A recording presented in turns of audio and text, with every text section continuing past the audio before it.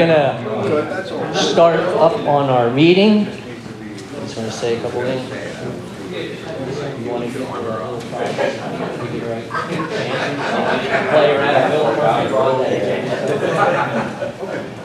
all right. If everybody wants to get their seats, get ready, we'll start going. I want to thank everybody for coming out tonight. It was kind of iffy, but this is a good crowd. And I'm very glad you came. I hear a lot came maybe even from the Pocono area. So somebody has a big draw. Obviously a good topic to bring everybody out. And there's more coming in right now. If we could, just for right now, we'll start with the pledge to the flag. Everybody could join me. I pledge allegiance to the flag of the United States of America and to the republic for which it stands, one nation, under God, indivisible, with liberty and justice for all. Okay, thank you very much. Again, just general news. Anybody wants, the restrooms are right over here. There is coffee in the back if you want to get something to drink. A couple little goodies in the back also. This tonight is kind of our membership drive, and if there's any members now, it's time your dues are due. And if anybody wants to join, please feel free. Julie is in the back there. If you can sign up and put your names down, we'll keep you up on what's going on with our meetings in the future. Next month, we're not exactly sure. There's a toss-up here, so we'll announce that. And if you're on our email, we'll send you the email and let you know what is going on. If there's anything, that's with the next month. Couple issues, local ones in our area. School district, there's still the ongoing thing of them burying hazardous waste on the school property, and they're trying to let it go. But it costs you money, tax money, to do it, and we shouldn't have to pay for that. That was an administrative move, and that wasn't a good one. So call the school district up, let them know you're not happy with it, and ask what they're doing. And also, maybe people here from Emmaus, they just voted to actually try to buy the former Rodale main building to move the borough down there, all the town hall and all. Sell all the buildings and move down there. Fire, ambulance, and police. There's only two ways in, Klein's Lane and Minor Street. Very difficult to maneuver like that kind of all the time. There's also the school down there, a little elementary school. So. You mean they're going to get rid of that new building that they got? Yeah, they did just build a new police station not long ago. It's just about paid off, but they have to add $1 million to it to bring it around to what they'd like. So ask them about it. Call up. There's a good presentation on their website. You can go and see what it was. We were going to have our election for officers tonight. I think we're going to let that go. There's a bunch that couldn't make it, and we'll do that next month. And for right now then, Carol Allen would like to give a little bit of a talk on Common Core for right now.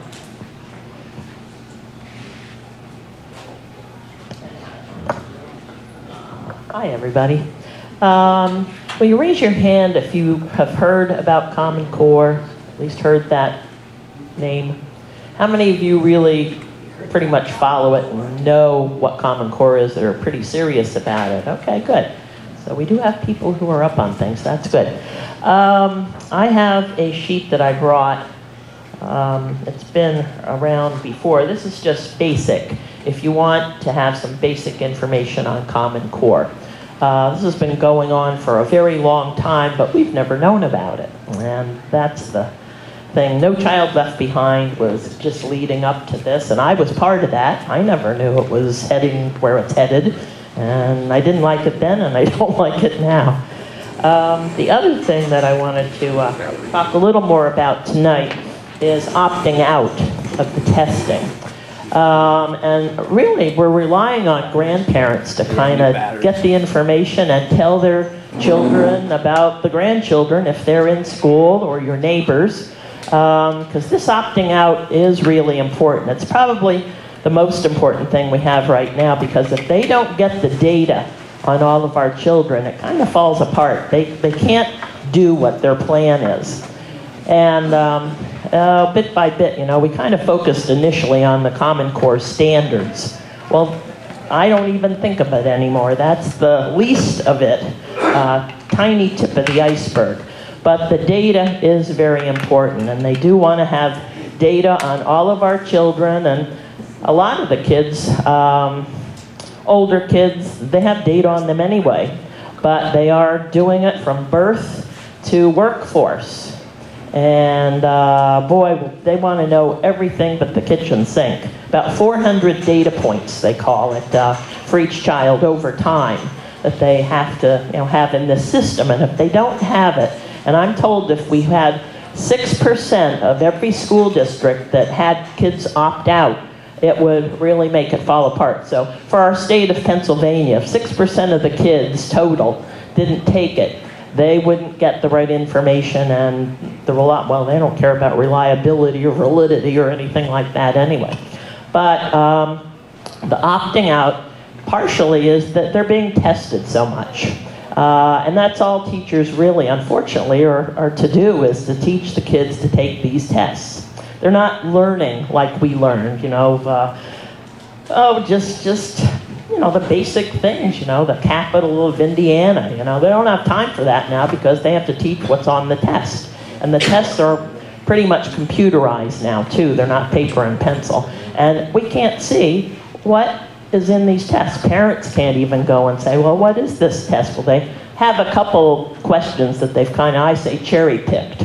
They've picked a couple things that they'll let you see, but we still don't know what's on this machine over here that child is taking and doing. And so they can pretty much, kind of get them to do anything that they'd like them to do. So on the whole, how I see this is really trying to get control of our children. And they don't want them to be educated and smart and get these good jobs anymore. It's building a workforce, and it's kind of what Germany has done and China's done.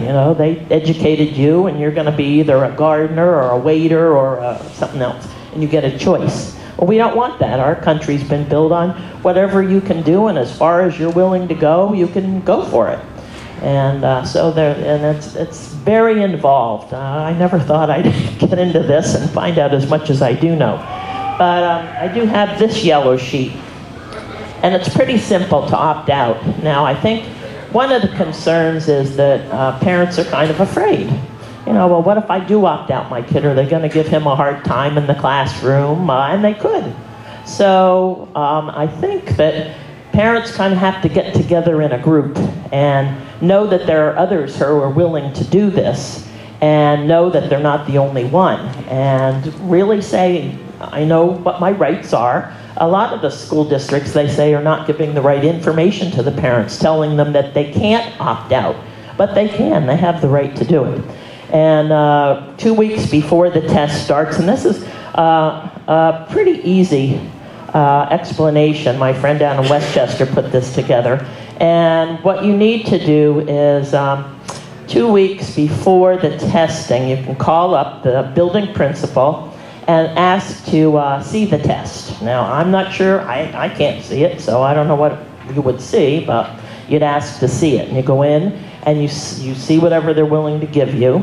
And then the parent will review the test at school and sign a confidentiality agreement that you won't go out and tell what you saw, which I'm sure isn't much. How the teacher speaks to the test. Oh, yes. Then, having determined that the test is in conflict with his or her religious beliefs, and that's what you have to say, it's your religious belief, the parent should submit a written request to the superintendent for his or her child to be excused from the test. And my recommendation is less is better. So it's like 2 sentences. Don't go into a big convoluted reason as to why. It's we have a wording here that you can see if this would be good, but you'd say, on such and such a date, I had the opportunity to review the PSSA/Keystone exam, and pursuant to Pennsylvania Code Title 22, Chapter 4, Section, it's got here, I am hereby exercising my right as a parent to have my child and their name excused from PSSA keystone testing because of religious and philosophical beliefs. Now that's one way to do it, or put the date, your child's name, and say because of religious beliefs, please excuse them from testing. The other part of this is that and I just found this out recently, they are supposed to, if they don't take these tests, they're supposed to do what they call as a PBA, a project-based assessment. Now, project in my mind was you have to make something or do a report to show that you are to the point where you should pass and move to the next grade or should graduate. Well, now I find out, and they told me on a conference call last night, that PBA, this project-based assessment, is a computer test, just like the Keystone. So you're not really getting out of much. So I have to find out more, and we have to look into that side of it. This PBA is not what they led us to believe. Can you imagine that? I can't believe they don't tell me anything that's the right thing anymore. Yes? Got the teachers, it's where the teachers were. Well, you know, they're in a bind. So are the administrators. Their job relies on it, and it's coming from Harrisburg. All of the states, the governors who took this money, Corbett, but it was Rendell who got us into this. We got $1.9 billion back in 2009. And I have the original document that was signed by the governor. So they can't say, you know, oh, I didn't do that. Yeah, oh, here it is.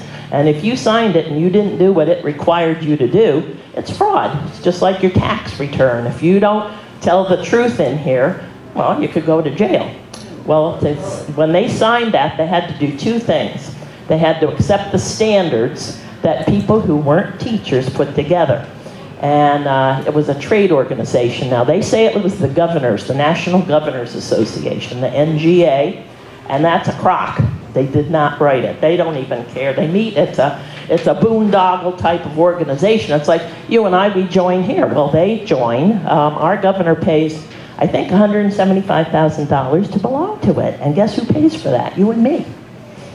And we think that that should be done away with. $5,000 belong To the National Governors Association. And if you want to read some interesting stuff, they give minutes in the spring and in the winter. And that goes back to 1908. And boy, can you see how things have come to the point where there were a lot of people who stood up and maybe they wanted to do something like this, but there were people who said, oh no, this is America. We're not doing this stuff.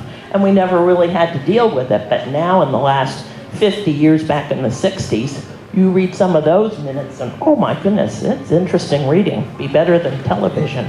So I'll have these over on the side, some of these handouts. And do I have time for a question or two, or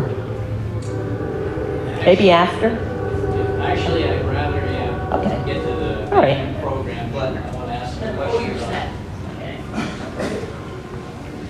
If this sounds like a good topic, we'll get it in again.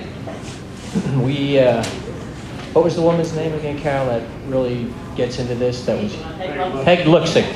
We had her here probably 2 years ago talking about it, and we could have her here again, or somebody else that will bring the updates on how it's doing now, if it's getting better or worse. I can leave it up to you to guess which way it's going, actually. But and I mentioned before, as far as memberships, you want to join here. Along with that, you get a copy of the Commentator. It's a quarterly that comes out. It's $15 a year for membership, and that's for a person or a family. Good deal, and you help out with things like this. So just to keep that in mind. And these are right out in the back. If you want, you can pick some up. Otto? Yeah, that's actually a CEPTA members get a subscription free with your debt. Yes, that's if you sign up as a CEPTA member, you also get that.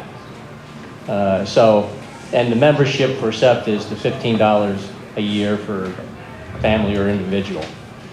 Now, again, I say if you want topics, let us know. We have email on our CEPTA site, septapa.wordpress.com, and you can check out our other videos that we had of other meetings, all good informational stuff.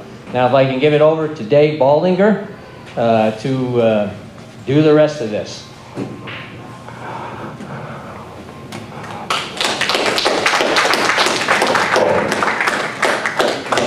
You know, I can bring it up.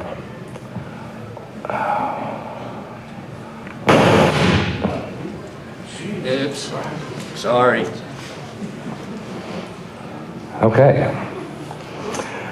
Thank you, everybody, for braving the weather tonight to come out. Anybody here have a problem with school property taxes? Jeez, sort of thought so. As John said, my name is David Bolinger. I'm from Berks County. And I'm here tonight representing the Pennsylvania Coalition of Taxpayer Associations. We are 84 nonpartisan grassroots taxpayer groups from across the state that are working for a single goal, and that's the elimination of school property taxes in Pennsylvania. This has been my full-time unpaid job since 2004, and I'm strictly a grassroots activist. I'm going to start you off tonight with a few numbers. Anybody have a clue about those? $27 billion is the current total cost of K-12 education in Pennsylvania. The average annual rate of increase is 6.25%. If you take that as a constant and extend it out for 10 years, you'll find that the cost of education in Pennsylvania is going to balloon to $53 billion. And to that I say, how much is enough? Oh, we're going backwards. Okay. Here's another number for you. Who's familiar with the pension crisis? You all must be familiar with that. Yeah.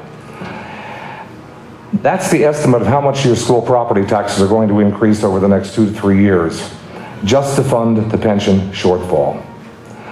Now, that's going to hurt a lot of people in Pennsylvania. I'm sure it's going to hurt some people in this room. A 30% increase in the property taxes is unconscionable, and still the General Assembly insists on pushing it down to the local level, to the school boards, to take the heat for raising property taxes. One more number. Here's a clue for you. We've done the research on this. This is from the Reading Eagle, although I have something here from Dauphin County, from Luzerne County, all basically the same thing. These are property tax sales, not foreclosures. Strictly property taxes. That isn't quite enough. There's 2 more pages. These are roughly 1,700 in the paper here.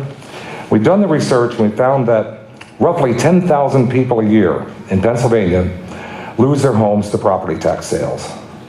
That doesn't count people who get behind on their mortgage and also lose them to share of sales for non-payment of mortgage. Doesn't include those who sell their houses, sometimes at a loss, just to avoid being sheriffed. This country was founded on property rights, more than anything else. And yet we have a government that will come and seize your home because you don't pay tribute to the government. So it's not so much about property taxes as it is about the problem of education finance and a broken system in Pennsylvania. Myth number 1, property taxes are the problem. They are not. They are nothing more than a symptom of the problem. Here's the real problems. First of all, an antiquated taxation system that is not based on accepted taxation principles. Basic principle of all taxation should be to consider the person's ability to pay the tax. School property tax in no way considers your ability to pay it. It assumes that maybe while you're in your working years and you can afford a certain value home, that yes, you can afford the tax on it. What happens when you retire, when you're on a fixed income? The taxation system we're using in Pennsylvania dates back to the Middle Ages, feudal times, when only landowners had money. The serfs certainly didn't. So the landowners paid money to finance their government because they earned money on that land. We imported it into Pennsylvania in the mid-1700s with the same idea. At the time, we were basically an agrarian society. People earned their living from the land, and you could assume that a farmer who was farming 40 acres was earning more than a farmer who was farming 10 acres. And you could tax him on the value of the land because it generated his income. Today we live in our homes. Our homes don't generate income for us. Why are we still using a taxation system that acts as if we do generate income with our homes? Totally outmoded model, certainly not useful in the 21st century. And property taxes are inherently arbitrary and unfair. When was the last time you had a reassessment in Lehigh County? Do you know? Yeah, years ago. Okay, we had our last assessment in Berks in '87. Now, we live in a cookie cutter development. All the houses were built about the same time, about the same square footage, same lot size, just about everything's similar. Yet when Berks County reassessed, our home was assessed at $25,000 more than the house right next to us. No significant difference. It's just an assessor coming out and saying, okay, this is worth that much, this is worth that much. The only true value of the house is what is the amount agreed to between a willing buyer and a willing seller. To have an assessor come out and just point at a house and say it's worth this much, how fair is that? Totally arbitrary system. Another reason, another problem is the inability of people to pay property tax bills and the loss of homes. Our school tax collector is very friendly toward what we're trying to do, and she gives me a lot of good information. For the April tax bill, for the county municipal I went and talked to her, I always pay on the last day of the rebate period so I can hear what she's done. She said there were a lot of folks who were complaining about having to take out second mortgages, take out home equity loans, go on the payment plan to pay the taxes, because it's just getting out of control. And there were those who were really fearful they were going to lose their homes. And she said to me at the time, if they can't meet the property and municipal property tax, meet the payment rather for the property and municipal tax bill, how are they ever going to afford the school tax bill, which is about 2/3 of your total property tax payment?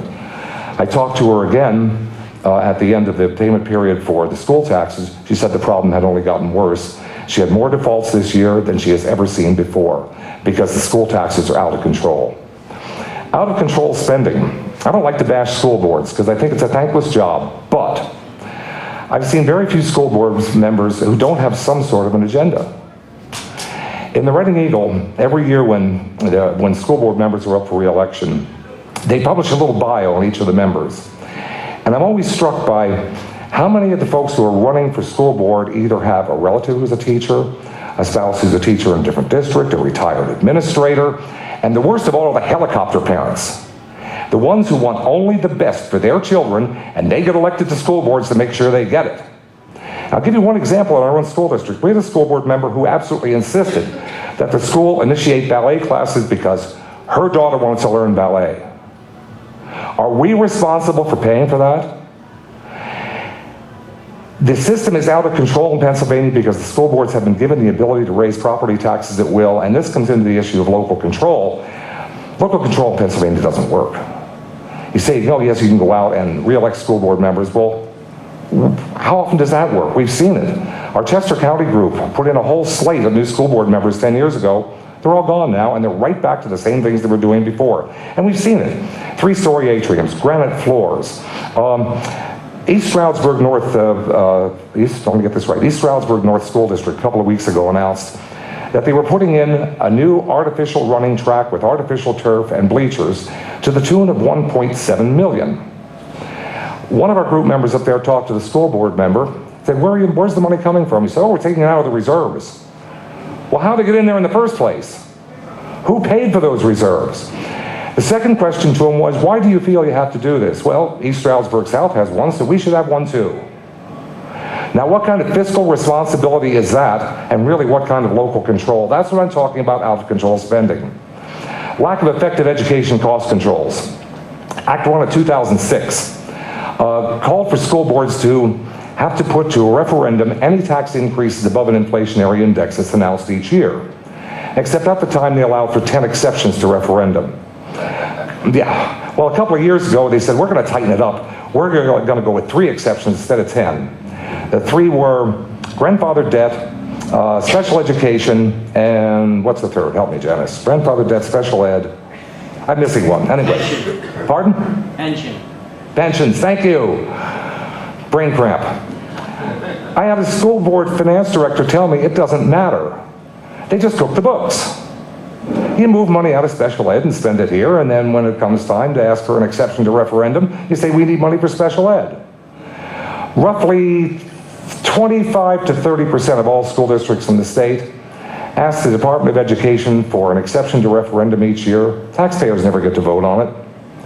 The PDE rubber stamps it, said, yep, you can do it. We've seen one school district so far this year that is looking at a 10% increase in their property taxes, despite the fact that the inflationary index is 2.1% this year. The PDE says, fine, have at it. Education and taxation inequities. Anybody know about the 1991 school funding formula from the state? 1991 funding formula actually was drawn against the 1990 census, using population figures from 1990, and there's a clause in the funding formula that's called hold harmless, meaning no school district will receive relatively less in any given year. No changes for student population. Berwick School District in Columbia County, about 40% of their total school budget is paid through school property taxes. They've lost over 1,000 students in the past 10 years, but they're still getting the same amount from the state as if those 1,000 students were still present. You go to the York Suburban School District in York County, they've had a large influx of students over the past 10 years. 89% of their budget is financed through local property taxes, 11% by the state. And it's really that 1991 funding formula that has caused the problems. The fact is, it's there. And that's the kind of taxation inequities we have. The ones who get the really low numbers are in north central tier, because they've had a lot of loss of population up there. We've seen the gain in population along the west, down across the south, and a big U and up along the eastern side of the state. And the projected cost of education, which I already talked about. I'll be quick at explaining this graph, but I'd like you to keep it in mind because I'm going to refer back to it later. This is a look at property taxes, the average weekly wage in Pennsylvania, and the Consumer Price Index, a measure of inflation over the past 20 years, from 1993 to 2013. In that time, school property taxes have risen by 146%. The average weekly wage, which is a direct reflection of a person's ability to pay the tax, has gone up by 80%, while inflation has gone up by 59%. What's really striking is look how that gap widens. And now with the pension crisis coming down, it's going to widen even further. And what that's telling us is that people aren't going to be able to afford this, and if we don't fix it, the public education system in Pennsylvania is going to collapse. Give it another couple more years, with that thing opening up like that, people just aren't going to be able to afford it anymore. This chart, by the way, came from the Pennsylvania Independent Fiscal Office, who did an analysis of the bill we're talking about tonight. So just sort of keep that in mind, because I'm going to refer back to it later. There's the real problem. An irreparably broken K-12 public education finance system. So, second myth, property tax relief or property tax reform is the solution. How many times have you heard those words? Property tax relief. How do you like the relief you got from the Act 1 gambling money?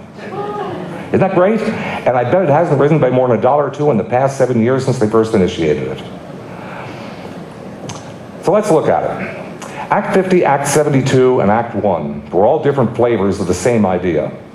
Act 50 and Act 72, school boards were authorized to shift part of their property taxes over to a local earned income tax if they chose to do so.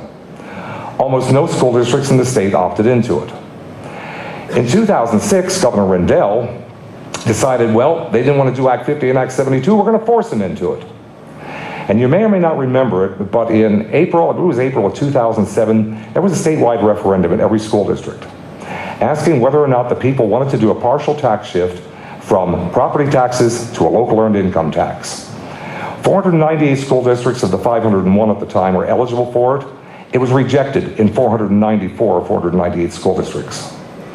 Governor Rendell said afterwards, people were stupid for rejecting it. No, they weren't stupid, they understood. You can move some of that property tax over to the earned income tax, but as long as the property taxes keep going up, eventually whatever benefit you got from that move is going to be wiped out by the increasing property taxes, only now you have a new earned income tax to pay on top of it. People understood that, and that's why they voted it down. HB 1600 was David Ludansky, 39th District in Allegheny County a couple of years ago. He wanted to do about a ½ point increase in the income tax and a 1 point increase in the sales tax to give you about $400 rebate each year. That's no different. Property taxes keep going up. Your $400 is gone in a couple of years. In 2 years, my property taxes have gone up more than that. And then last year, we had House Bill 1189 introduced by Seth Grove from York County. He wanted to leave it on the local level. Allow school boards to make a decision whether to go with a local earned income tax, a local personal income tax, a privilege to work tax, a gross receipts tax on businesses, with exactly the same result. That's what it would have been anyway, but when you consider the deeper ramifications of that, small business owners pay the personal income tax at the personal income tax rate. When you get to a school district that decides it's going to do a gross receipts tax, which means a tax on receipts, whether or not the business is profitable, that's on the front end. On the back end, they get whacked with the increase in the income tax. You're going to set up business in that district? This is the kind of trash that the General Assembly is trying to pawn off on us as property tax relief. Act 1 rebates I already mentioned, and the point of it is the relief revenue is always outstripped by relentlessly rising school property taxes. Unless you permanently cap those property taxes, there's no way any kind of relief can last. It's always doomed to failure if you don't restructure the system. Those are our 3 R's. No relief, no reform, no reduction. Replace the school property tax. Drive a stake through it and end it forever.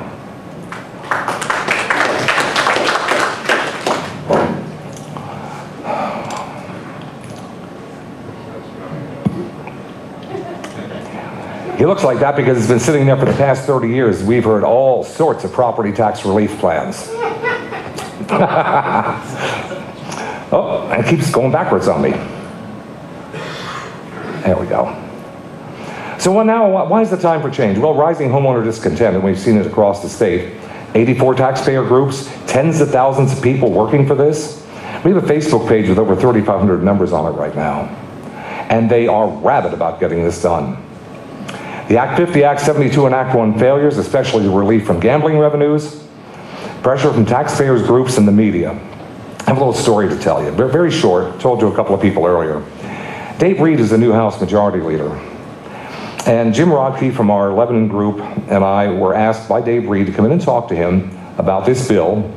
I guess the second week of December we talked to him. He said he'd like to move it in the House and wants to work with us on it. I don't trust him, but he said he wants to work with us on it. 2 weeks later, a co-sponsorship memo came out in the House from Dave Reed with his own property tax plan. Increase the income tax by 3/4 of a point, increase the sales tax by a full point, and do some local tax shift for a 50% relief measure. I was sent the email about the co-sponsorship memo 15 minutes after it was sent to all members of the House. I put it up on the Facebook page. An hour later, I got a phone call from Dave Reed's chief of staff, said, "What are you doing?" I said, "I put up Dave's co-sponsorship memo." He said, "Well, our phones have been inundated for the past hour." Activism works, and it scared the heck out of him. He said, "Well, stop it. Dave only did it because he said his constituents wanted it." I said, "I don't care about his constituents. It's out there. It's out there on the state level. You did it." I think he's going to pull on his horns on it because the last thing I heard was he said they're never going to run the bill. And a diminishing opportunity to fund property tax replacement from a state level source. And what I mean by that, this plan had its origins in a plan in 2004 by former State Representative Sam Rohr. At that time, Sam wanted to expand the sales tax to absolutely everything, but reduce the rate to 4%. That would have raised approximately $8 billion, which would have been enough at the time to eliminate the school property tax. Now we fast forward 11 years. Instead of $8 billion, we're trying to replace 12.7. 50% increase in just 11 years. You're going to see how it's financed in a couple of minutes, but it involves the sales tax, it involves the income tax. But the point of it is, if the property taxes rise much further, we're going to get to the point that we have to raise either the sales or the income tax or both to unacceptable levels, and the bill will never pass. We are running out of time on this, and it's got to be done now. July 2014, and keep these in mind because I'll refer back to them later, but July 2014 Arizona State University job growth ranking for Pennsylvania were 36 of 50 states with a growth rate of 1.19%. That's not very good. 39th of 50 states? 2014 United Van Lines National Mover Study results. Pennsylvania ranked 9th in outmigration. 43.2% of their moves were inbound, 56.8% were outbound. People don't want to live in this state anymore because of the tax load. And young people graduate college and they get out. They go to better places where the tax burden is not going to be so heavy. And every time someone leaves the state, it just makes the burden heavier on us. Tax foundation location matters. This is a comparative analysis of state tax costs on business. Pennsylvania was ranked 49th of 50 for new firms, 50 of 50 for mature established firms. 50 of 50 in tax load for businesses? If you were a business, would you want to locate here? And the only reason we get 49th, I think, 49th of 50 for new firms, anybody know what a Keystone Opportunity Zone is, KOZ? KOZs, targeted tax abatements to attract businesses to Pennsylvania. The one I'm most familiar with, maybe you too, is Cabela's, right outside of Hamburg. 10-year property tax abatement, it worked. They came to Pennsylvania. And there's a lot of development around them now. It really worked well. On the other hand, we had EA Games in Chester County, this is about 15 years ago. They're a software manufacturing company, don't need a lot of infrastructure. They were given a 10-year abatement to come here. Check it if you don't believe me. 10 years to the day. They packed up shop and moved out of Pennsylvania. Now we know Keystone Opportunity Zones work.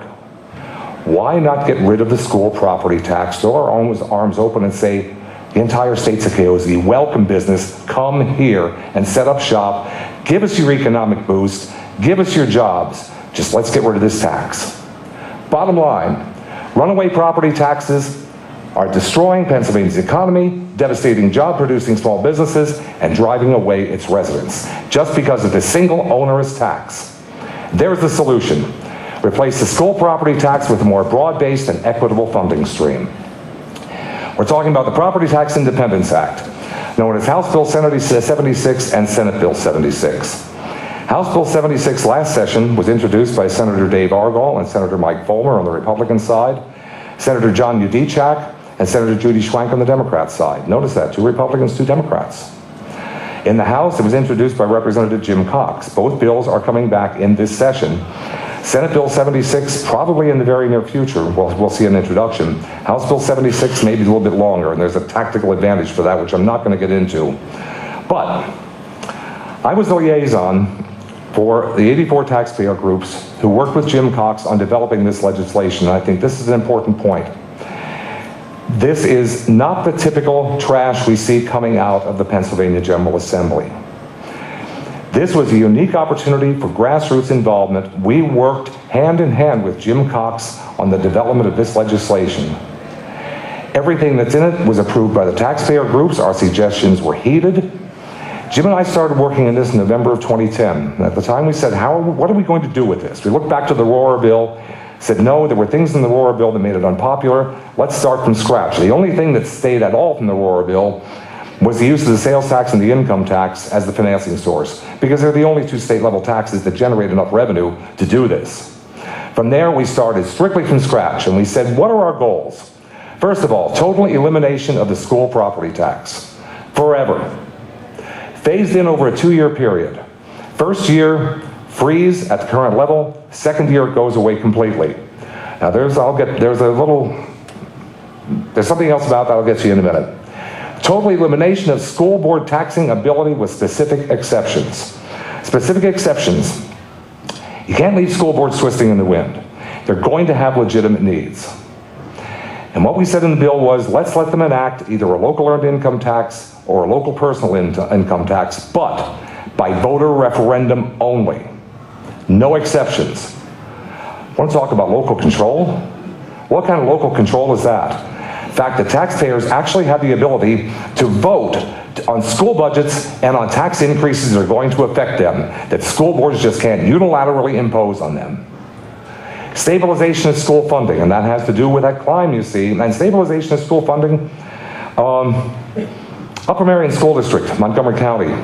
A couple of years ago, they have a huge GlaxoSmithKline plant in the county. Glaxo applied, this was in 2008, I believe. Glaxo applied for an assessment appeal. It was granted. Upper Marion contested it. It was in the courts for 2 years, and eventually GlaxoSmithKline won. $2 million loss from that single company to the Upper Marion School District.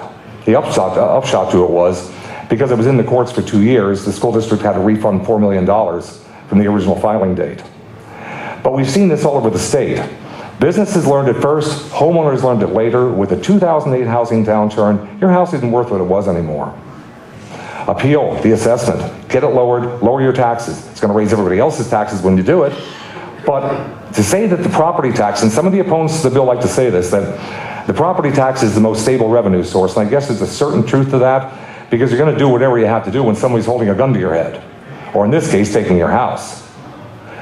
But at least it stabilizes school funding compared to what we have right now, and actually income tax and sales tax over time has proven to be more stable than the property tax. And establish realistic limits on increases in K-12 education spending. The way the bill works is the annual funding increases to the schools from the state cannot exceed the percentage increase in the average weekly wage. The average weekly wage rises by 2% in a given year, that's all the school districts get. No more 6.25% increases when the average weekly wage and the CPI is less than that. Elimination swap must be tax revenue neutral. It's the only fair way. The bill does not raise $1 more than is necessary to totally eliminate the school property taxes. And that took a real balancing act, but we got it done, and I'll show you some numbers later. Moderate expansion of the sales tax base to include more items and services with exemptions for necessities. Let me get my notes here and I'll fill you in on some of that. The expansion, gum, candy, magazines, haircuts. Any food, anybody know what the WIC list is? Women, infants, and children. The federal list of nutritionally sound foods without added sugar or other adulterants. Anything on the WIC list would not be subject to sales tax. However, if you like your Doritos and your Oreos, you're going to pay sales tax on them. Any individual item of clothing with a value of $50 or less. Anybody in this room wearing anything tonight that costs more than 50 bucks? I'm not.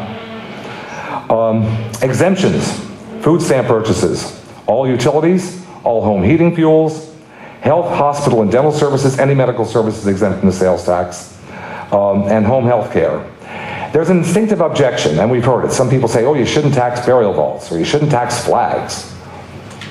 That's an instinctive objection when you look at it objectively. Your school property tax bill is $3,500 a year, which is the average statewide. You would have to spend $50,000 on newly taxed items and services to equal that $3,500 loss of school property taxes. Considering that, does it really matter what is taxed to see that school property tax bill go away? If you want to try it for yourself, take your school property tax bill to divide by 0.07. And that will tell you how much you'd have to spend to equal the property tax has been eliminated. Increase the sales tax rate from the current 6 to 7%. Increase the personal income tax by 1.24%. It's currently at 3.07. This takes it to 4.34. Act 1 gambling revenue, currently allocated to property tax relief, such as it is, that's about $750 to $800 million a year against $12.7 billion. It's not all that much, but you don't need it anymore, so why not? And a small retained property tax for long-term debt, and that's what I was getting at. We were looking at trying to raise $12.7 billion. We were looking maybe at an income tax rate of close to 5%, or another percent on the sales tax, neither of which were politically viable. And it's funny because we found a solution in North Dakota when they tried to eliminate their property tax a couple of years ago. What they did was allow the school district to retain a small portion of property tax, only the amount necessary to service their long-term debt. Statewide in Pennsylvania, roughly 10% of school budgets are for long-term debt payments. So what you're looking at is a 90% reduction in property tax until the long-term debt is paid off, and then the rest of it goes away completely. Highest one we found was 18% in one district. We found 28 districts with no long-term debt, and they'll see their school property taxes go away completely at the end of year 2. But it solved a couple of problems. This raises about $2.3 billion, leaves it with the schools to finance, and it also solved a political objection we heard earlier from people saying, look, why should I pay higher taxes at the state level to finance some school district's frivolous spending? And I think that's a very good point. If that school district made the mess, let them clean it up themselves. All property tax replacement revenue is going to be placed in Education Stabilization Fund, segregated lockbox account. I'm waiting for the groans, okay? We know about Social Security, supposedly a lockbox fund, and it's been raided. However, there's a difference in Pennsylvania. First of all, we can't borrow. You can't do this with a lockbox fund, but the real reason for it is transparency. Everything that's raised through the revenue sources goes into that account. You can see just how much has been raised, and at the same time, you can see how much is driven out to the schools. So right now, you know, our legislators and the executive branch like to mess around with the funding formula. Oh, they favor this school district here, they get a little bit more this year. Or the governor wants to favor this school district, he gets a little bit more. Impossible. At least with the lockbox account, you can see where the money came from, where the money's going. How do you drive it out to the schools? Biggest complaint I've heard is, oh, they're going to take all my money and give it to Philadelphia and Pittsburgh. No. Funding formula is as simple as it can get. There is no formula. 100% replacement of school property tax in each district. Period. Whatever the school district loses, it gets right back from the state. There's no redistribution of wealth and no funding formula. So the idea that Philadelphia is going to get a windfall from this just isn't going to happen. Annual funding increases to all districts, or I already mentioned this, are going to be equivalent to the percentage increase in the average weekly wage, which puts the school boards on a budget, something they should have been on for a very long time. Instead of looking to tax the taxpayers, here it is, work within the budget. And I'll make the statement again, I heard it again today from someone in the Commonwealth Foundation, how much is enough? At what point do we stop?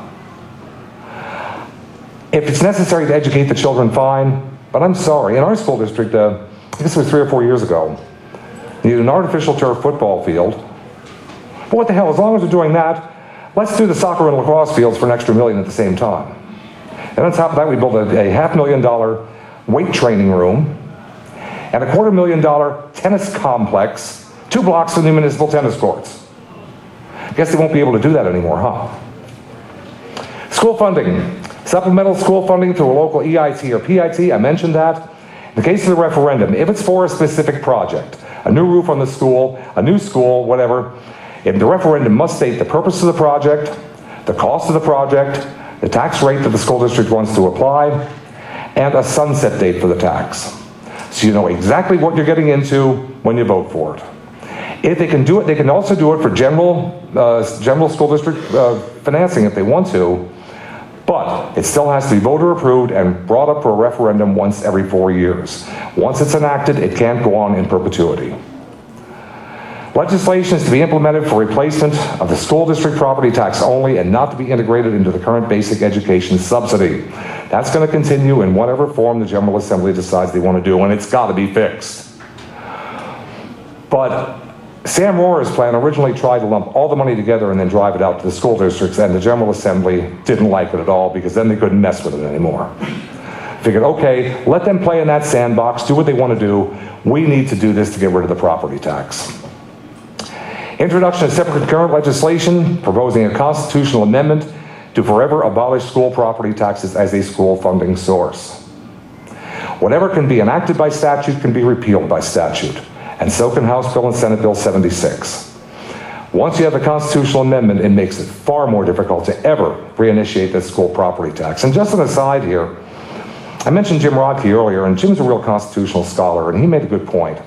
If you look at the Pennsylvania Constitution, it says the right of taxation is given to government bodies, meaning counties, municipalities. School districts aren't a government body. They're a body of government. They're an administrative agency, just like police, fire, ambulance, public libraries.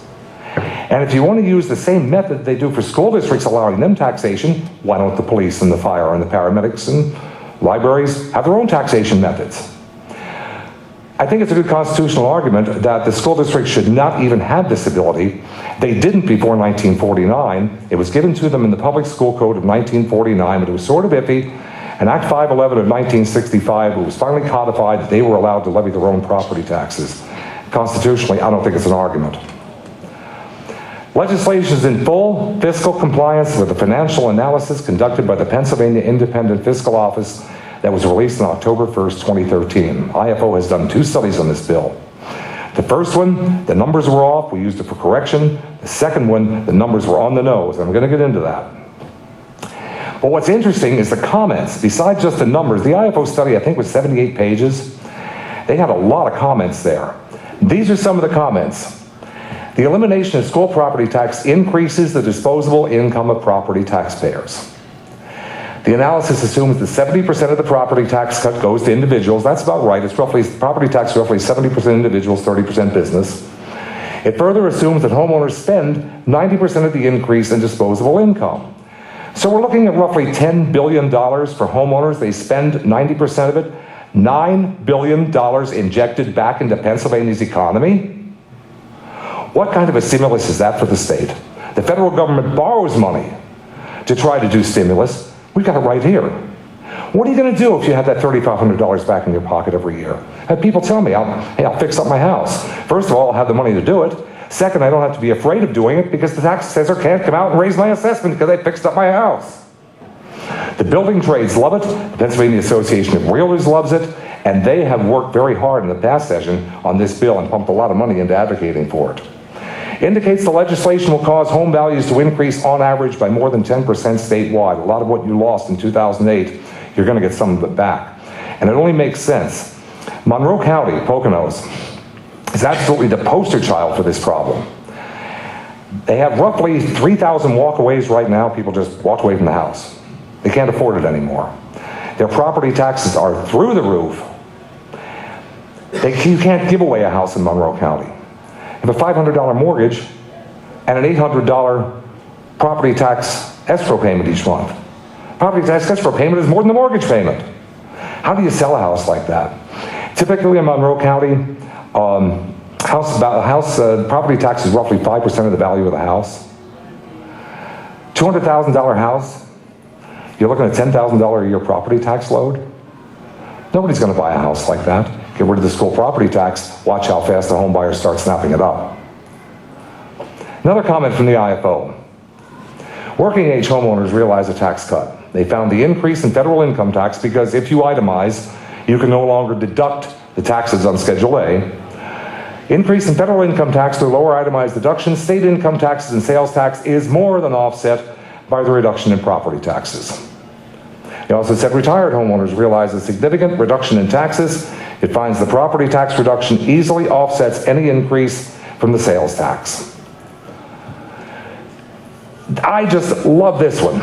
The elimination of property taxes would significantly reduce the property tax share and would clearly increase the attractiveness of the Commonwealth for business location and expansion.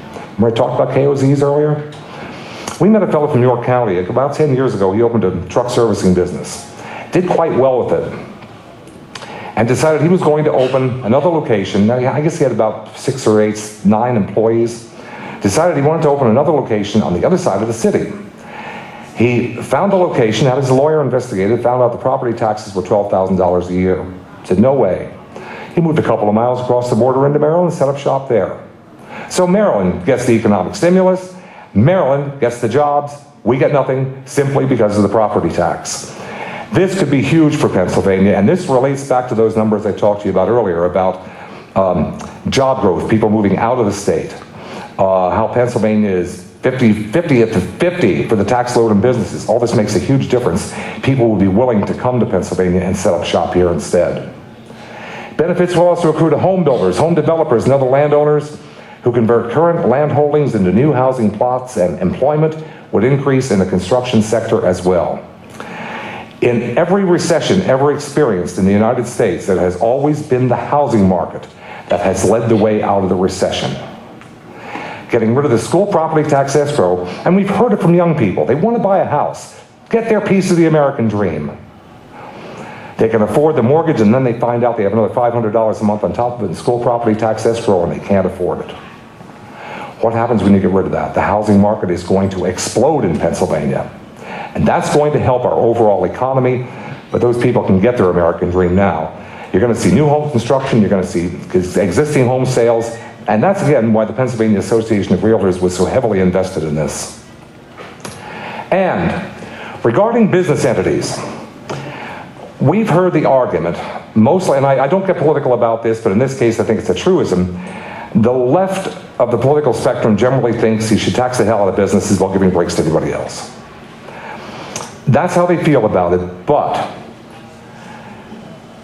first of all, you can't do it in Pennsylvania because of the uniformity clause of the Pennsylvania Constitution that says the tax rate has to be equal on all people in a taxing body, meaning you cannot give a reduction to homeowners without giving an equivalent reduction to businesses. It would require a constitutional amendment, a minimum 3-year process that's been tried on 3 different occasions in the past 6 years and has failed every time. If we're going to do it, it's going to have to be for businesses, but I think there's good reason, like attracting the business of Pennsylvania, and the IFO said the income flows through to individuals as higher disposable income For pass-through entities, the analysis assumes owners and shareholders spend 90% of the increase and 70% is spent on taxable goods and services, yielding another secondary effect of $34 million in increased sales taxes for FY 13-14. Now remember, this is last year when this is issued.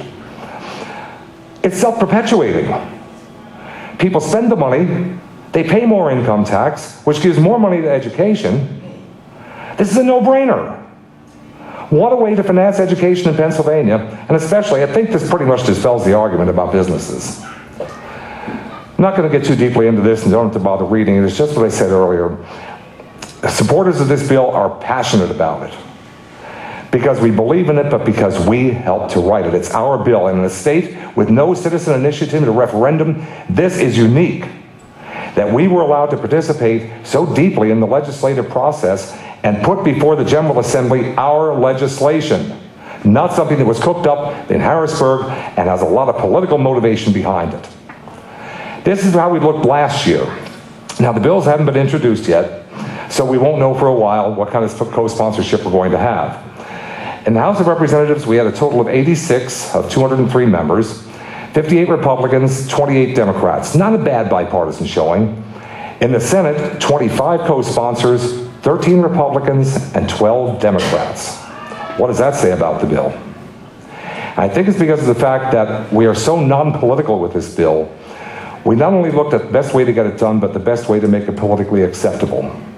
It uses a piece of the income tax, which the left loves, and uses a piece of the sales tax, which the right loves. And it's a compromise. No, you don't get everything, but everybody gets a piece of something, and I think that's why we have the kind of support we have. The bill's likely going to be introduced in the Senate in the next 2 to 3 weeks. We've been working on this since the second week of December. I expect the introduction to come shortly. I wasn't going to mention this, but we did a rough head count today since the committee assignments were announced, and the bill's going to have to go through 2 committees in the Senate, Appropriations and Finance, and it looks like we have the votes in both committees. And Senator Argall is almost certain, if it hits the Senate floor, we're going to pull between 27 and 29 votes. We need 26 for passage. I think we have a really good chance of getting it through the Senate, and that's where our push is going to be. Get it through the Senate first. If we get it through the Senate, the media is going to jump all over it. I mean, the media had a fit last year just because we got it out of the Finance Committee. We made one step on it. You get it through the entire Senate, media is going to be all over it, and is that going to put the pressure on the House? I think we have a good shot at passage this year. Most of all, it's a clean bill. We wrote the bill. There's nothing in it that benefits the special interests in any way. It doesn't benefit the politicians in any way. The only people who gain from this are the homeowners and the school children of Pennsylvania. Common objections, loss of local control. I think I talked enough about that. We've seen what local control does. And we shouldn't tax clothing or books or flags or whatever, and the same excuse. I told you about that. Plan shouldn't eliminate for businesses. That's a common objection. And the numbers don't work. We've heard that over and over. Well, here's the story with the numbers. It might be hard for some of you to read. This relates back to the graph I showed you earlier. This is from the Independent Fiscal Office analysis of the bill. And the reason they're claiming the numbers don't work, all we're worried about is the bottom line that says net fiscal impact. First year after enactment, which would have been 2014-15 for last year's bill, the bill came within $3 million of replacing $12.7 billion. 0.0003% error. That's rounding error. So to say the numbers don't work, that's it right there. Now the reason they're saying it, stretch it out to 2018-19, and they're saying it comes up $1 billion short. Well, yeah, it comes up $1 billion short if you want to keep financing schools at the same rate they're being financed right now. Remember that black line on the chart? What that's telling us is we're flattening that black line. We're bringing the cost of education closer to people's ability to pay. That's not underfunding education, that's a cost savings. And to use those numbers and say, no, we're going to underfund education, I'll go back to what I said before, how much is enough? It's time to put the school boards on a diet. And that's exactly what this does. And over 4 years, this is going to save taxpayers over $1 billion in education funding.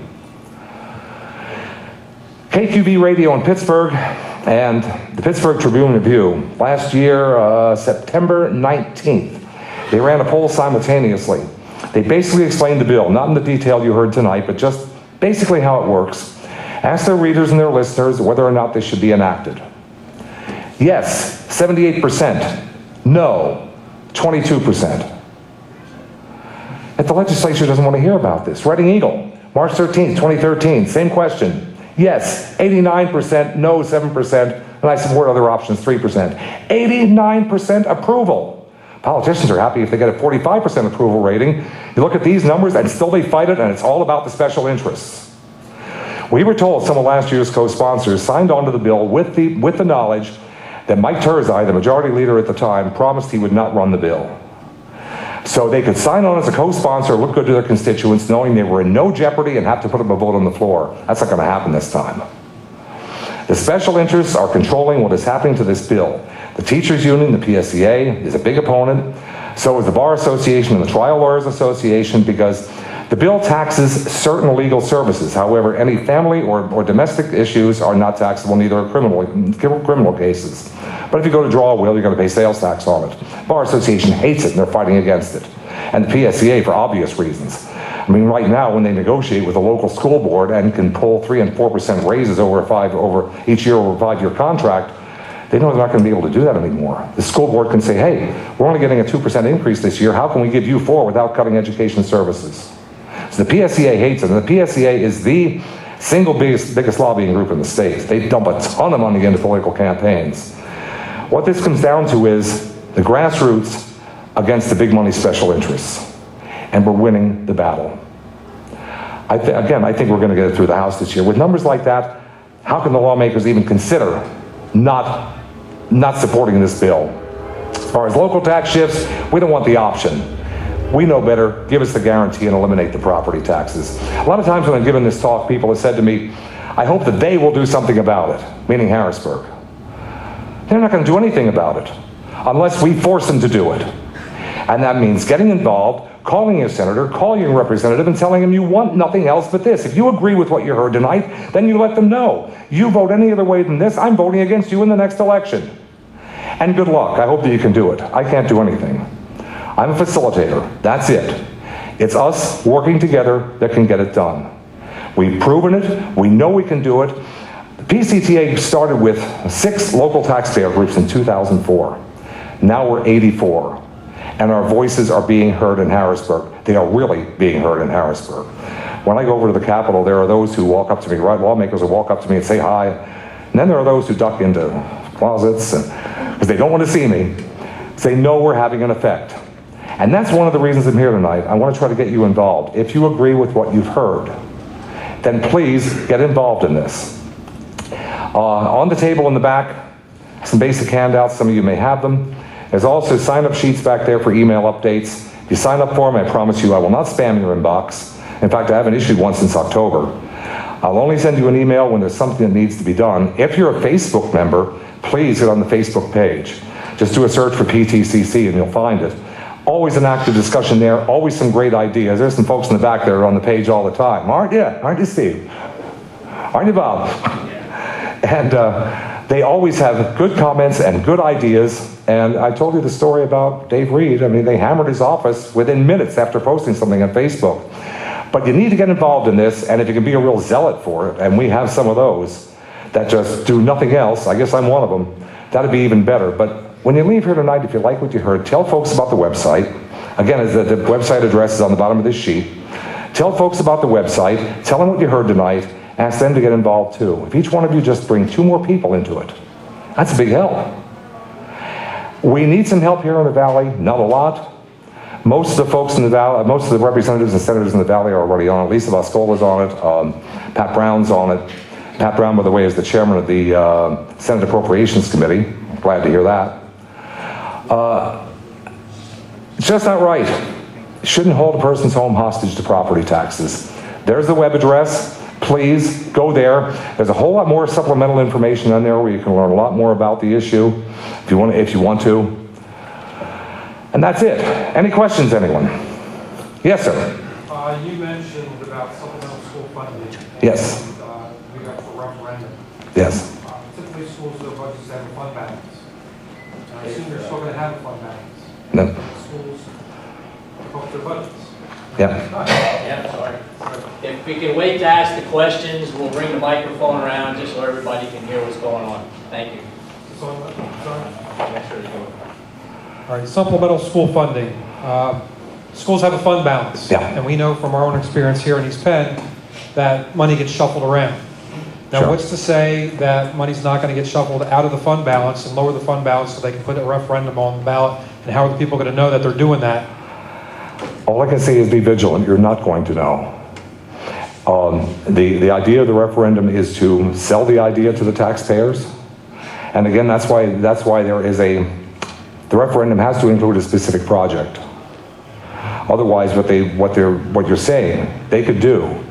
I think eventually you're going to see that fund balance start to come down some because initially the funding is not going to be able to keep up with their spending habits. They're going to have to start tapping that fund balance, which, by the way, statewide is huge. I saw a number, I think it's like $20 billion statewide in fund balances across the 500 school districts. That's insane. And it's all our money. So I don't know how to answer that question except for the fact that you're involved or you wouldn't have been here tonight. I think you just have to keep your eye on them, be vigilant, see what they're doing with it, and knowing they're on a diet, they're going to have to do something. Yeah, they can shift money around. They do it all the time. But at least they're limited now to the increase in inflation in their annual increases. There's something else you wanted to ask me? Yeah, you mentioned about Pat Brown being on committee, and you said that's good. Well, Appropriations. we had an incident with Pat Brown voting against pension, paycheck protection. Yeah.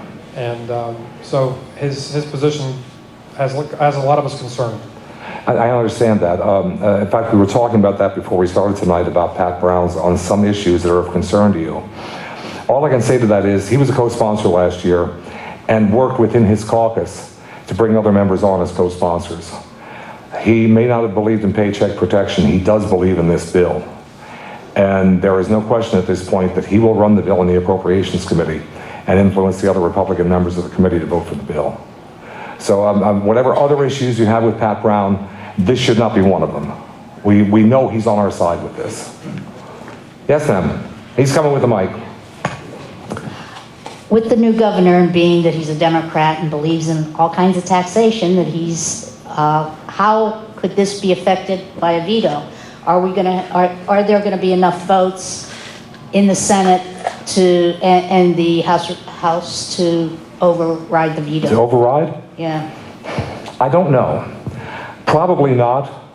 However, this question has been posed to Dave Argall a number of times.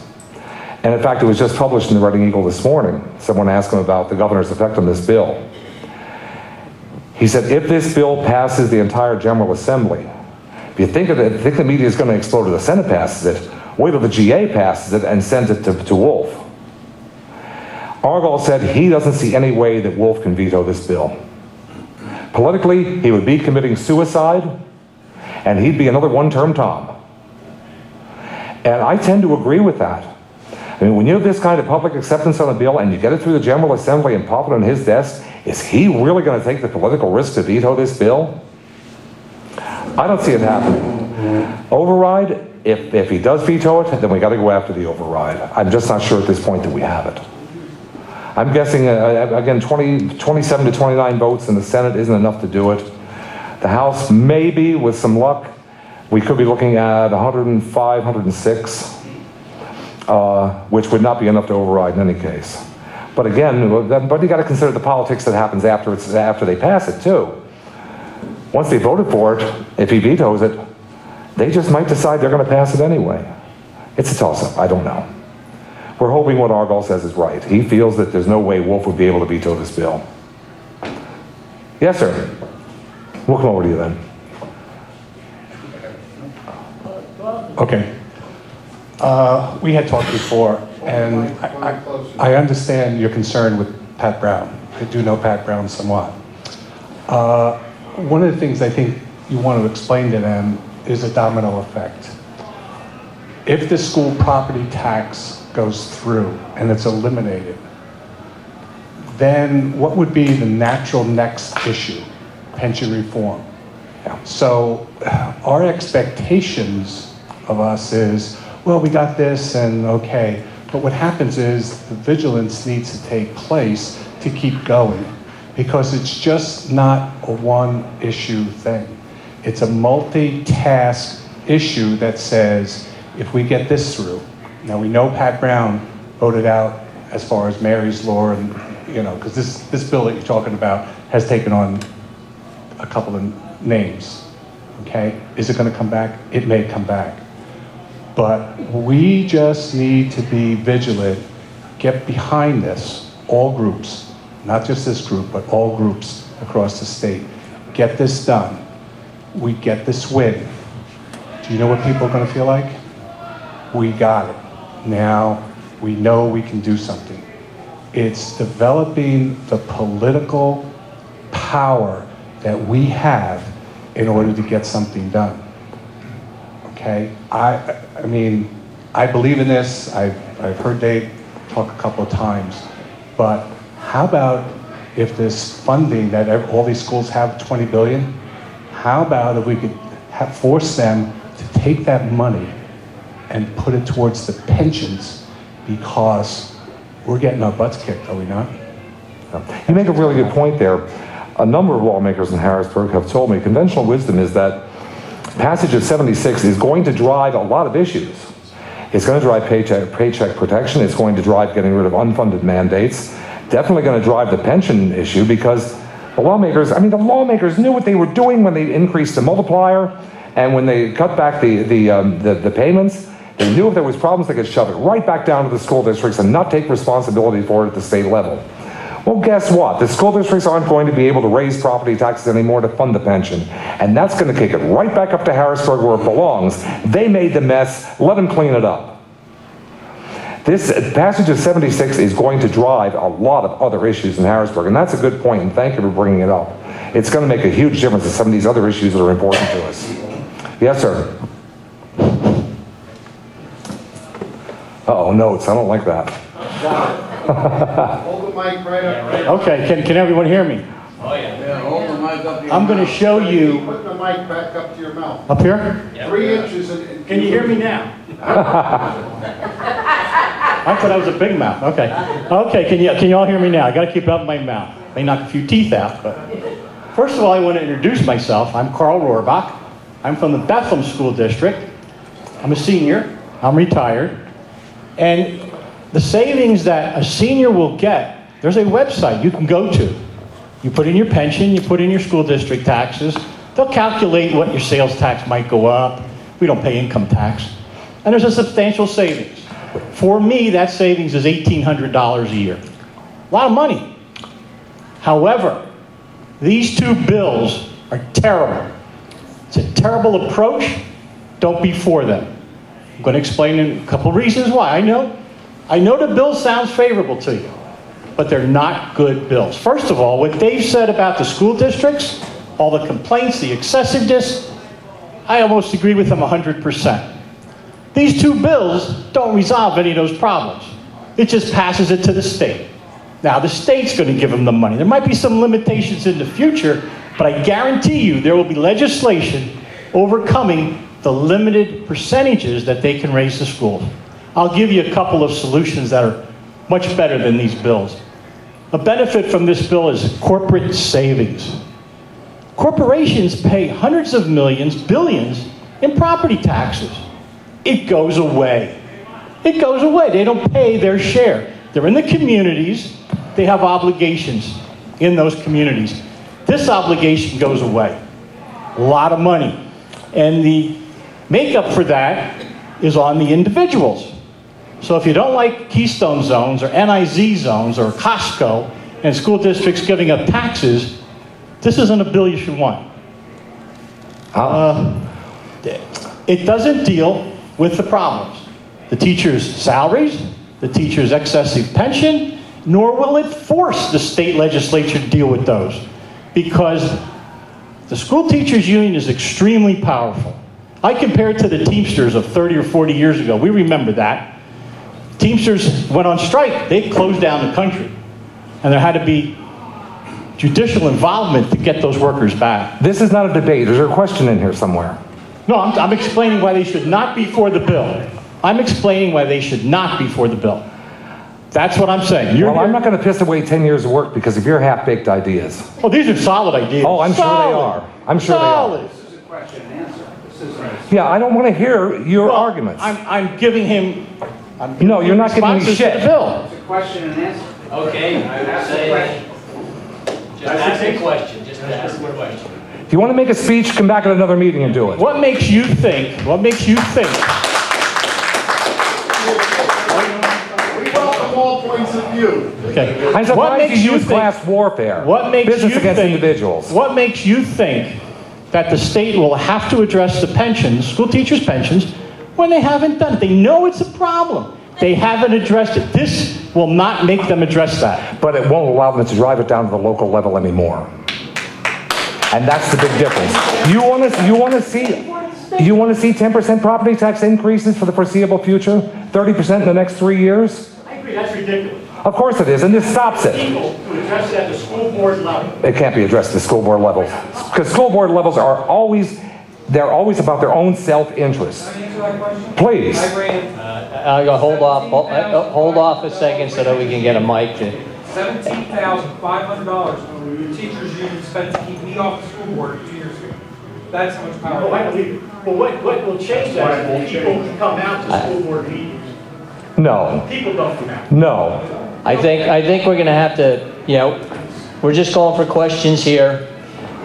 Maybe we'll have maybe other discussions like that other people have. We can have a debate. I think that's a wonderful thing to have. But right now, we're just gonna go with questions on this topic.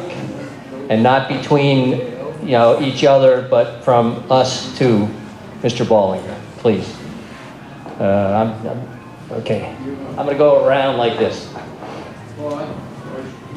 Yeah, question, could you explain a little slower what Mike Tersey did before the last vote on 76, and that would explain why there were so many co-sponsors, but yet many of those people did not vote for the bill itself. Mike Tersey promised the members that he would not allow the bill to come to the floor for a vote.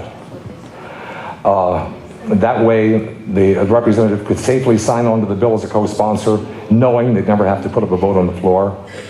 So it made them look good to their constituents, and they didn't have to worry about whether or not they were going to vote in the bill. Tersey made it perfectly clear they wouldn't run it, and what happened was, because he wouldn't allow it to the floor, Jim Cox attached the language to another bill as a gut and replace amendment.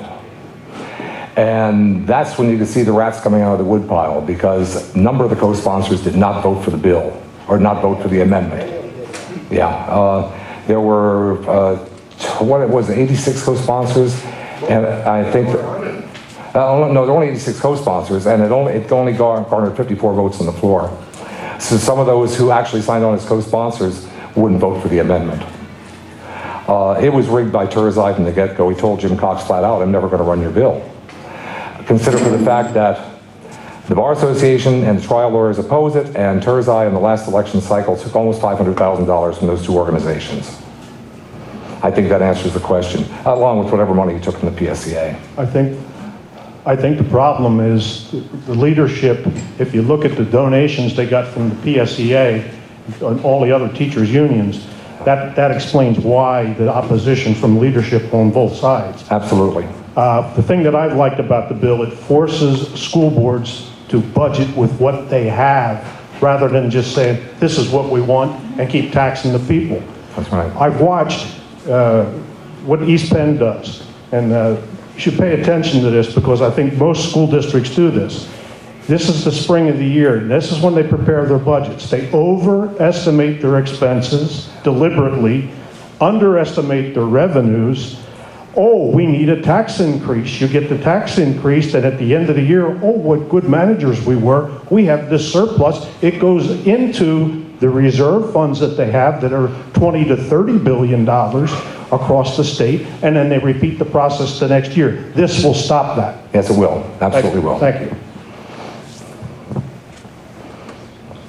I'd like to say I like the concept of the tax, but one of the things we need to be cognizant of is not to tax those which are rights that we have, such as freedom of the press. Therefore, you can't be taxing magazines or other items in the press. And you can't be taxing the Second Amendment rights. That's not. Newspapers I'll get to. Go ahead. And the housing, you have the right to be secure in your home, both in Commonwealth and in the Fed. Therefore, basically, your house should not be allowed to be taxed. That's right. So that I think that they need to adjust what the sales tax is, but I'd be willing to pay more on other items so that we don't have this problem of taxing your rights. The only thing you mentioned there, the subject to the tax on newspapers and magazines. And that was done in Florida several years ago. It was taken to the Florida Supreme Court. Florida Supreme Court said that it is not impinging on freedom of the press, and that a small amount of sales tax on a newspaper sale was insignificant. Now, I'm not arguing with you. Don't take it that way. I'm just telling you the way it turned out in Florida. If it means raising taxes someplace else, fine. We're going to get objections on the floor. We know it. There are going to be those who want to pull, the special interests are going to want to pull stuff out of the sales tax base. And that's fine. But the approach we're taking this time is you want to get rid of something in the sales tax base, tell us how you're going to replace the revenue. Otherwise, shut up. And I'm not talking about you. I'm talking about the lawmakers who have done this, because this is what happened to Sam Rohrer's bill. They chipped away at the sales tax base, pulling this out, pulling that out, until it became fiscally unstable. They weren't required to come up with the replacement revenue for what they pulled out of the sales tax base. I'm not going to let that happen this time, and I'm guessing that there will be no amendments allowed in committee on the Senate side. If there's going to be amendments, they're going to be on the floor, but the Senate, usually when something's voted on in the Senate, it's predetermined. You don't hear a whole lot of debate on the Senate floor, not like the House. And I don't think they're going to allow amendments to committee, and I think they're going to try to hold them down on the floor, too. It's going to be pretty quiet this time. Do you have a question? Question. Yes, sir. Carol talked about the Common Core. Yeah. And the state involvement in that, and how your face. No, it just wasn't. Hello? Okay. Carol was talking about the Common Core and how it's not a good program. She didn't feel it was a good program. If the state controls the purse strings, don't you think they're going to exert more and more power how the school districts will teach and administer to the children? And if the Common Core is an example, it will only negatively impact the school districts. Okay, I can't say what will happen in the future. And that was something I didn't mention at the time. But the only power taken away from the school districts by this bill is the ability of any 5 school board members to raise property taxes at will. There are no mandates. The school districts are welcome to spend the money in any way they please and budget any way they please. There are 0 mandates in this bill. But they can't raise the school district tax. No, but the point is, now what could happen in the future? Maybe they'll pass legislation that will try to force it down in the school, force mandates down in the school districts. Not that they haven't already. Are you familiar with the school code? 1,500 pages in the school code, plus the references to other statutes, a total of 3,000 pages that is driven down to the school districts, rules, regulations, and mandates that they have to follow. We're concerned about what they're liable to do because the funding is coming out of the state instead of local sources. And I'm going to tell you something else, too. 20% of the school districts in this state are in financial distress. We got the argument about local control. If you're in one of the Philadelphia ring counties, you got the malls down there, you have a lot of businesses, you have a lot of wealthy people. Lower Merion School District, $28,000 per pupil per year. We have other districts in the state that are basically agricultural or residential, educating their children for less than $10,000 a year, and they can't afford any more than that. I believe in local control, wholeheartedly, but at the appropriate level. Hey, why don't we negotiate treaties? Why doesn't each state negotiate its own treaties with foreign governments? Why don't we all have our own military? Every state has its own military, because it's not appropriate. And financing school districts from the local level when we have such geographic and economic diversity is next to impossible. The money has got to come from a better source. I'll tell you what else. We were talking about the changes. This is going to drive changes in the 1991 funding formula, too. Donna Overlander, representative from Mercer County, I believe. I don't know if you're aware of it or not, but there's currently an education funding commission that has to come up with plans to make the distribution system fairer. Donna Overlander is from an area where the school districts had benefited over the years. This fool said, I will not vote for anything that takes away hold harmless. Hold harmless is a problem. I understand that you want to please your constituents, but sometimes you better consider what's best for the state, not just for your own area. In this case, saying you don't want to get rid of hold harmless, you're hurting everybody in this state because of it, because you're so thick-headed. I'm sorry, I got off on a rant there. My apologies. John, go ahead. Yes, sir.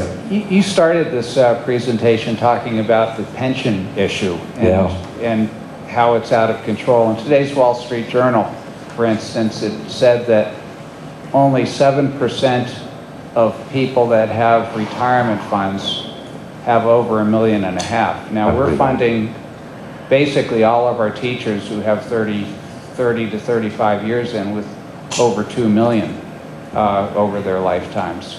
And, you know, we have the bill. How will this be dealt with if we throw this, you know, how will this be dealt with you know, the HB and SB 76 bills? It doesn't address it in any way. The bill doesn't even attempt to address it. What do you think, how do you think that'll play out? Well, as I said, that the school districts aren't going to be able to raise property taxes anymore to fund the annual increases. That's going to make a big difference. How it's going to play out in Harrisburg, I just have no idea. Wolf is against going for any kind of 401k plan. We were talking earlier, I work for, I'm sure you're familiar with Union Boulevard, AT&T and Blues and Gear. I worked for the company, and back in 1998, I guess it was, they announced, Bob, you might know this, 98, they announced they were taking everybody off their pension plan and converting everybody over to 401k. It might have been a little bit later than that, 2002 maybe. Businesses have been doing this for better than 10 years. Yet the state refuses to do it because of the influence from the special interests. I shouldn't be offering an opinion on this. My opinion should be everybody goes to a 401k right now. Keep what you have, and if you're already in the system, you get your benefits from the pension plan. From this point forward, you're into a 401k. They'll never do it, and I don't know what the solution is. They're going to have to raise taxes somewhere to pay for this. And whether it's state income tax, whether it's new tax on business, whether it's sales tax, I don't know. I read something about that a couple of weeks ago, I don't remember exactly what it was. I guess they could declare bankruptcy in the pension system. My God, that'd kill everybody in the system though, wouldn't it? That'd be really awful. I can't give you an answer. I don't know. All I know is it's no longer going to be financed at the local level. And stop financing this on the backs of property owners. Right now, you've got roughly 3.2 million homeowners in Pennsylvania who are footing the bill for most of the education costs. And hey, the state's financing 32%, 33% roughly. And the rest of it comes from homeowners. 3.2 million compared with 12.7 million residents in Pennsylvania plus visitors to the state. And people like to discount visitors to the state. This taxes amusements. How many people come to Pocono for the races from out of state?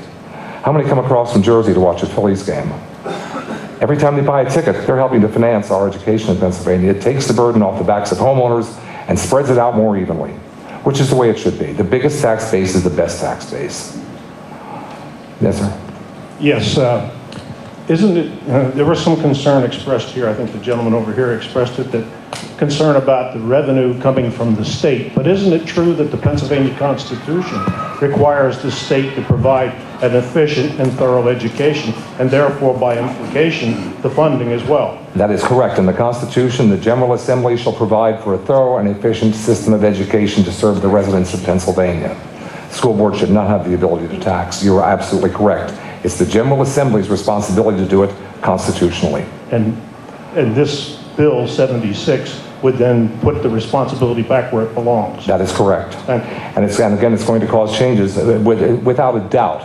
Mario Scavello, anybody know the name? He was just elected senator in Monroe County, Monroe and part of northern Northampton, I guess. Mario is a strong supporter of this bill.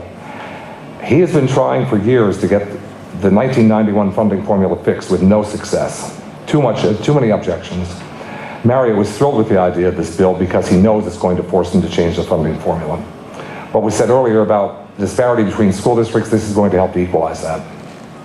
And don't you think somebody like York Suburban when they still have new kids coming in, they're at 89% already, and they have more kids coming in, and they can't afford to build a new school or finance all these new children, you think they're not going to scream at Harrisburg?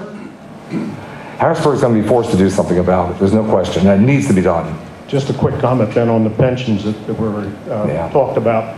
I understand Representative from Berks County, Tom Caltrione, is actually looking into this, into the disappearance of $50 and $30 billion in the two pension funds due to the fact that it's been the people who oversee the funds, the fiduciary responsibilities were not followed, and therefore he wants it investigated and looked into. He and Rich Shooker have been working very hard on that. And Tom's a good man. He's Democrat, but has no political ideology. He does what's best. I just read this morning, 39th year in the General Assembly. He's a great man, and you're absolutely right, and that should be investigated as well. Correct? I want to. Oh, you have one? Okay.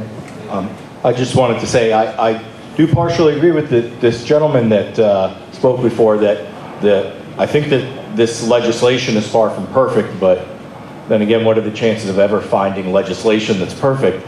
One of the things I think that would ultimately make it perfect is when you establish a dollar amount per child. Without question. And the money just follows the children. Until you inject the free market into the education system, it'll always be broken. It's broken now, so, you know, it's obvious what we're doing now doesn't work, so at least this might be a step in the right direction. Just as you said, well, what's to say that they won't enact legislation to allow the school boards to raise these taxes again? Well, what's to say that they won't enact legislation going to a voucher system? I mean... Sure.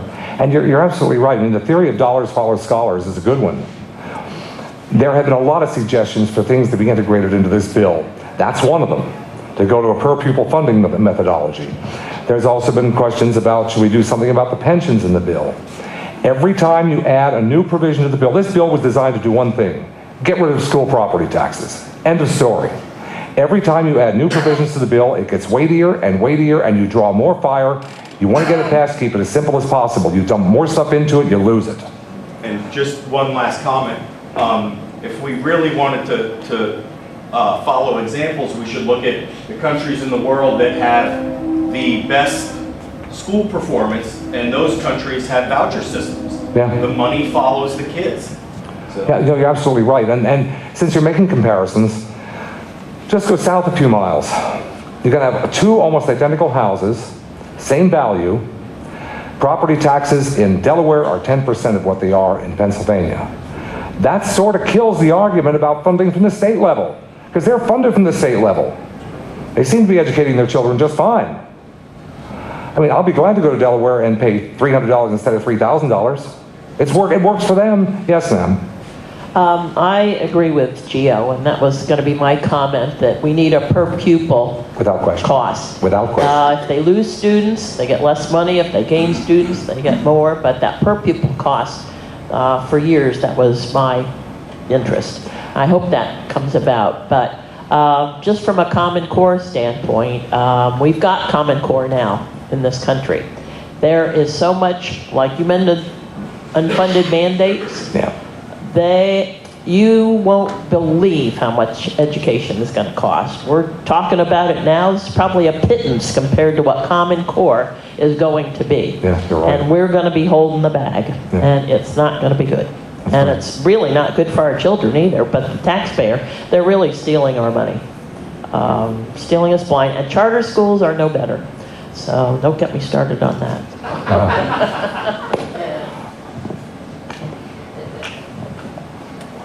Can ask, what time would you like to pack it in, if any? If not, we just keep going with questions. If anybody I'm here. all right with that, we'll just keep going with I'm here. questions. There's questions. We have one here. You have it on already? Yeah. I agree with the money following the student. It's a great idea. But right now, in Bethlehem, we get $1,800 a kid from the state. Philadelphia gets $4,800 a kid. So it would have a major impact on big cities. And of course, the majority of legislators come from there. So that may be very difficult to change. But that would be great. Same dollars, each kid, no matter where you're at. That's what the Funding Commission is recommending. That's one of the big topics they've been discussing, about going to per pupil funding with some offsets depending on the number of special ed children, geographic variations in economic conditions, and they have to put those things in there. But the Funding Commission is looking at doing that. I don't know if they're going to get it done, but they're looking at doing it. It's the only fair way to do it. Yes, ma'am. Did I hear right that you said it was $4,800 in Philly and $1,800 in Bethlehem per kids? Correct. Now that's the average. Now remember, the state's funding many. Even at the average, considering the crap that's coming out of Philly for $5,000 a kid, Philadelphia has 200,000 kids. And like I said, 16,000. you're getting crap coming out of those kids. Yeah. And I'm sure in Bethlehem, your school district is much better than Philadelphia. It used to be. I would hope so. I think it is. And they are $1 billion in debt. The debt on the books right now is better than $1 billion in Philadelphia. I might have like a point of information maybe, David. There's state funding and local funding. So And federal. and some federal. It's minuscule. This is just state. No, Yep. it's not much. So 5,000, 1,000, it's still made up one way or the other with the other part. It's not all the same, that's for sure, because of things like that, but it costs more than any of those numbers for sure. Dave, one other comment. Yes, sir. And it's good points that you're bringing out. The issue is, how long has it taken us to get here with the progressives around Woodrow Wilson? Okay? The problem is, nothing is going to be perfect. But that means that we can't continue to be vigilant. Okay? If everybody thinks that this is going to be the magic panacea, it's not, and we have to keep going because pensions and everything else is coming. And I don't know how many of you are having problems with your school taxes and all that other stuff. It's not going to get any better. And we just need to beat the trees and the bushes to get those people that aren't here tonight to get out and do something. Or else the ball game is over. You have to overcome apathy. That's the biggest Well, problem. yes, and if we work, I don't see that happening. look, this is like team. If you understand what team means, it's together everyone achieves much. If we do that, we can have opposition in that back and forth, and that's fine. But if we work together, we can do more. It's a proven factor. His group has proven that over the years, and we need to model that to do that more. Honestly, I can't back down on this, and I'll tell you why. If one more person loses their home to property tax in Pennsylvania, it's one too many. And I don't want to sit around arguing about the merits of the bill. We have something that works. We have bipartisan support. Yes, you say it may not be perfect. I don't know if it is or not. We're pretty happy with it. But if we're going to sit and argue about it and let more people lose their homes, that's unconscionable. I'm sorry. You're right. Yes, sir. I was just going to comment about the money, the $1,800 from the state, the $4,800 from the state. In East Penn, we're at about $13,000 total per kid. But the money is never enough. It doesn't matter how much money you push into the system, because the system isn't designed properly to give you the outcome you want. Yeah. And several years ago, I ran for school board, and I did some research in Washington, D.C., one of the worst school districts, or one of the worst education systems we have in the country. The per child was $24,000 per child. And they had the worst test scores in the nation. So pouring more money at this doesn't fix the problem. No, it doesn't. When it comes to local control for me isn't about having to lord over school board members about the pay increases they're giving teachers. For me, it's about the curriculum. The most important thing that they should be responsible for, and that's the thing they've delegated away. The only thing that currently people care about in the education system when they talk about local control is the local ability to get into your pocket. That's it. Everything that really matters when it comes to educating your children, they delegated to national groups that are pushing out curriculums, that are selling textbooks. So look at what you want, decide what you want. Me personally, I prefer a free market solution. I would prefer a voucher solution, and I would like to see parents be able to take their kids wherever they want to take their kids. And then you'll see test scores improve and everything else will improve, because until you get that, the education's not going to improve. And with the current system, we're just going to keep seeing people lose their homes. Something you should never have in this country is the loss of property from not being able to pay a tax. Absolutely. Pittsburgh, by the way, their subsidy from the state is $12,000 per student. I think they're the highest in the state. Now check it. Yeah, Pittsburgh is at $12,000. Wyoming Missing School District in Berks County is at $1,000. I use those two because they're both ends of the spectrum.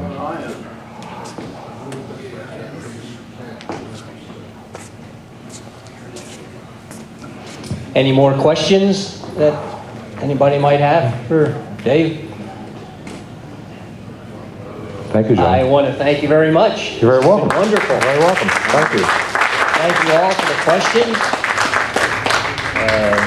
You can just take it off and drop it there.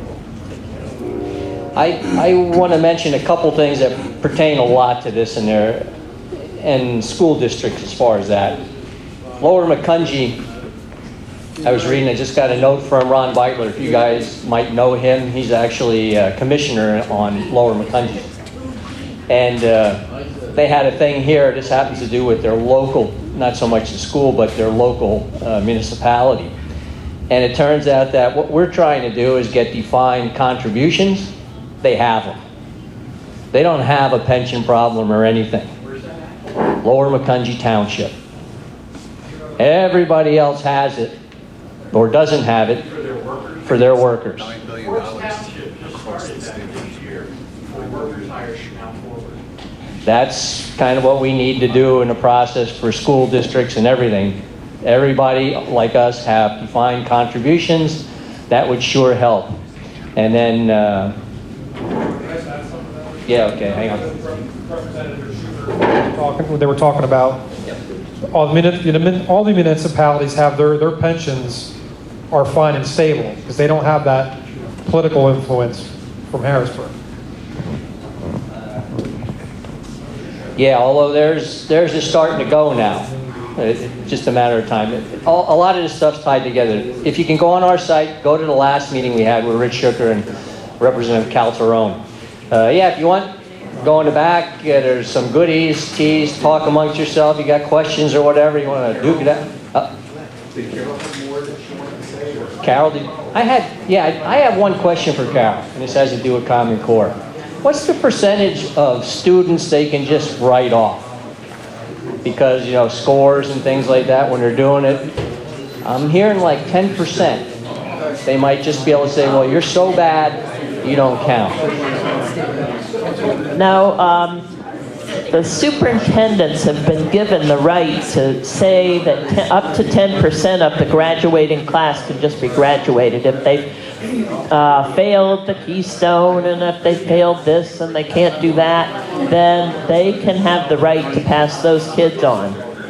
So it was going to be, I think, a state maybe, but now it's come down to the superintendent and the principals of each school district. So yep, there is a percentage. Yep.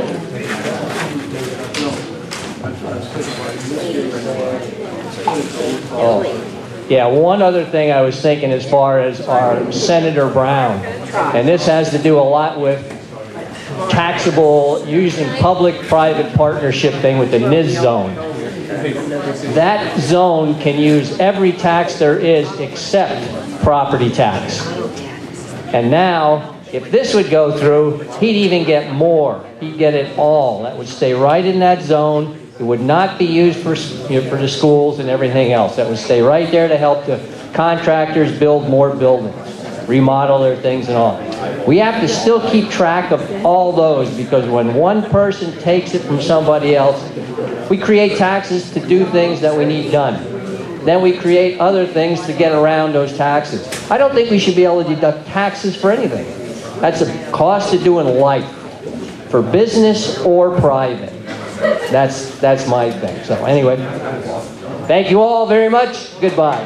Good night.